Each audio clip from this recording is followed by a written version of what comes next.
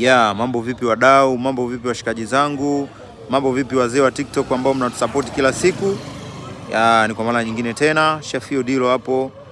Nimekuja leo kukuonyeshia namna gani tulivyotengeneza Afro Mama dancing style on the town. Moja kati ya video ambayo imetrend sana kwenye mitandao kama TikTok, Instagram and then Facebook. Na nimeona kuwa mpaka Mama Lamata waigizaji wa Tanzania wameweza kuiposti kazi yetu kwenye peji yao. Hii inaonyesha ni kwa namna gani ambapo mziki wetu au dancing yetu imekwenda mbali zaidi. Nimetoa sauti kwa sababu ya copyright na nina upload video hii ili watu muweze kuona ni namna gani ambapo vijana hapo Mama pamoja na Shafii Odilo wameweza kustruggle kuweza kutengeneza content. Asante. Ciao.